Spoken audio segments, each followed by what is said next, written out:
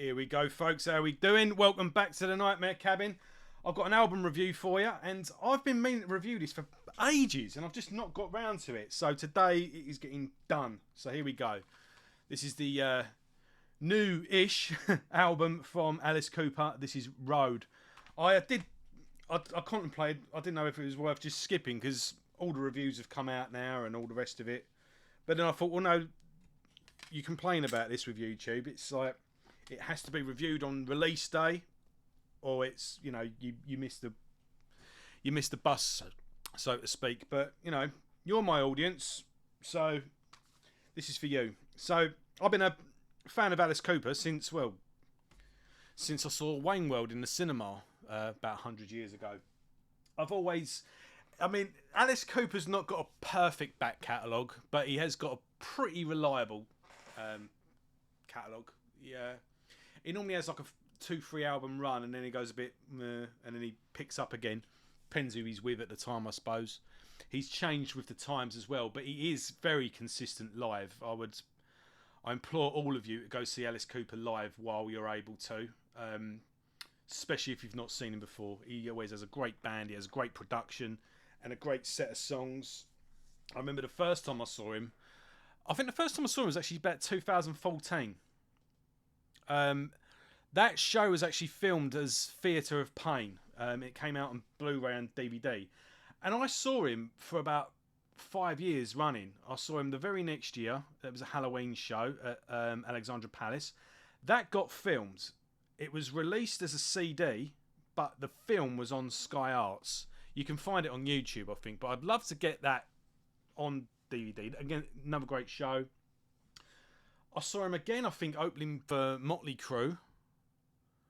I saw him again at the O2 Arena. I don't know what that was for, but he was like headlining like an all-day thing. And in that set, he was doing a lot of covers, but that had kind of coincided with Hollywood Vampires. I've seen Hollywood Vampires as well. So yeah, that's 5 times off the top of my head. But yeah, I was seeing him like once a year for a good 5-year run. Anyway, so you've got the 70s Alice Cooper, and then you've got from Welcome to My Nightmare onwards his solo. It goes a bit dodgy for a while. Albums like Dada and Zip Catches Skin, or whatever it was. And then he finds himself again in the 80s with, he wasn't necessarily heavy metal, but the heavy metal audience adopted him, and he kind of adapts to that in the 80s with albums like Constrictor, Raise Your Fist and Yell, which segues into the 90s as well. So albums like Trash with Poison, classic song, following up with Hey Stupid. I think that's so I love Raise Your Fist and Yell. I think that's a fantastic album. I really love Trash. I really love Hey Stupid. Then in the 2000s, sort of 99, 2000s, again he adopts sort of what's going on with nu metal and Marilyn Manson, Rob Zombie. He sees these people sort of taking the torch, and he sort of tries to adapt to them. And he does his Christian trilogy, Brutal Planet, Dragon Town, and it starts with let's have a look. Hold up. What we got? Yeah, so we got Hey Stoop. Yeah, Brutal Planet. But that trilogy starts with, that's right, The Last Temptation. So this is sort of your segue from the 80s into the 90s. Then we get Brutal Planet. This is one of his best albums. This is fantastic. And then that's, the Dragon Town is where the trilogy concludes. Raise Your Fist and Yell, one of my favourites. And then, he's steadily, reliably been doing great albums ever since, really. Dirty Diamonds isn't a bad album. Along Came a Spider was a concept album. Now, I really, really liked Welcome to My Nightmare. And what I found was funny about that was, this was the second time I see him live, and I was listening to this album for weeks ahead of it. And about 10 songs into his set, he plays one song off this album, and then that's it, just abandons it. and that was I'll Bite Your Face Off. But this had some great songs in it. I mean, the opening track, I Am Made of You, is great. Caffeine, brilliant. Nightmare Returns, Runaway Train, Last Man on Earth. Just trying to think of some other ones. Baby Wants, that's got Keisha on it. But yeah, I loved this album. I would listen to this non-stop that summer. But I always just found it. I found it a bit. What's the word? Deflating when he would play one song off it. And I bought Paranormal. Not a bad album, but I don't remember much about it. I was left unmoved, shall we say. Then there was the Hollywood Vampires first album.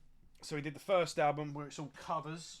I think I've got one of them. Yeah. Oh no, I've got both of them. So the first album, so you got Joe Perry from Aerosmith, you've got Johnny Depp. You got a whole host of people on it. Paul McCartney even turns up on this one. It's mainly covers with I think there's two original songs on that one.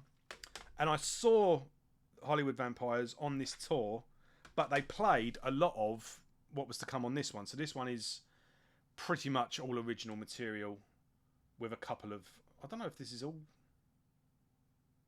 Yeah, so this is predominantly covers with a couple of originals. This is predominantly originals with a couple of covers, if you get my drift. So he's been busy with that. Then he put out an album called Detroit Stories, I think it is, which I listened to it on YouTube and just didn't feel the need to buy it. It was as simple as that, really. But I was intrigued with this album because with this album, he's recorded it with his live bands, and he's had a pretty, since 2014 when I first watched him, he's been in a pretty consistent live band, and a few lineup changes here and there, but nothing too much to, but he's got a great band with him, and he said, it seems it's only fair to record a band with his backing band, his live band, and that's why I thought I'd give this one a go. And there's the theme. It's not a concept album, but there's a theme of the road, being on the road, the travelling musician, the road. The highway is my home, so to speak. And all the songs are pretty much based in and around being a touring musician. It's as quirky and, spookily fun as an Alice Cooper album is. Opening with I'm Alice, and which is sort of like an intro song introducing Alice, the character that is Alice Cooper, and then that kicks into Welcome to the Show. Both of those songs I think fit pretty well, would fit pretty well into his live set. I think Welcome to the Show is a good second one. I don't know. He could open with I'm Alice. I can't see why not. But he could also close with it. Because it's just about Alice. But he could open with something a bit more familiar and then segue into Welcome to the Show, and that will carry the show along nicely. But yeah, they're all good, catchy songs. All Over the World is actually... I'm Alice actually reminds me a little bit of Hello Hooray. It's that sort of song. Which he's fairly often opened with. But yeah, All Over the World particularly reminds me of 70s Alice Cooper. It's even got some horns in the chorus and that. Dead Don't Dance has got a real nice thick riff to it, the main riff to it. Again, it's nice and catchy. But it does sound like a vintage, like a classic Alice Cooper album. It doesn't seem like it's trying to adapt to the modern landscape or anything like that. It's not too heavy. It's more rocky and sort of choppy and catchy. As always with Alice Cooper, his lyrics, he's always telling a story and has like a clever play on words and injects a bit of humour into it as well. So that's particularly on songs like Baby's Got Boots, which if you replace boots with boobs, I think that works a bit better. You're a little spoiler for you. Rules of the Road is quite a good one. It's quite a tongue-in-cheek track about, the rules of being on the road. And If it comes in a glass, drink it. If you're offered it, take it. And if you follow all these rules, by 27 you'll be dead. You know. And yeah, you got the obligatory "Baby Please Don't Go," which is a ballad. And yeah, overall, I mean, it finishes with a rendition, like a cover of "Magic Bus" by The Who, which finishes with a pretty impressive drum solo, which I'm assuming is a tribute to Keith Moon. And this particular edition as well comes with a DVD or Blu-ray. Is it a Blu-ray? Might be a Blu-ray. No, it's DVD. Of a live set at Hellfest 2022. Really good set, really good production, really good set list as well. A nice little mixture of classics and not rarities, but slightly less obvious songs as well. So yeah, that's a nice mixture on there. I've got a couple of these. I've got a couple of DVDs of Alice, and I'd love to get that Alexandra Palace one, but I think it's on YouTube anyway. But I was happy to have it.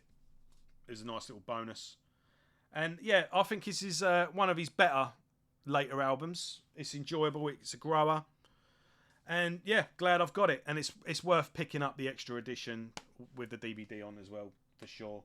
So I think it's definitely his best album since Welcome to My Nightmare, and Welcome to My Nightmare was probably his best since Brutal Planet. I always get that title mixed up. So at this point, he's Alice Cooper. He doesn't need to be putting out albums. So the fact that he is, and they're, you know, of this quality, like I keep saying on this channel, enjoy them while they're here, because you never know what's around the corner. And yeah, if this, I don't see this being his last record, but it's a pretty good way to go out if it is indeed. And he's just going to keep touring and touring. But yeah, definitely go check him out. If you haven't seen him already, you owe it to yourself. Go see Alice Cooper. And if you have seen him, go see him again. So, hope you enjoyed this review, folks. I've got a couple more coming up. And yeah, worth checking out. See you all soon. Thanks a lot.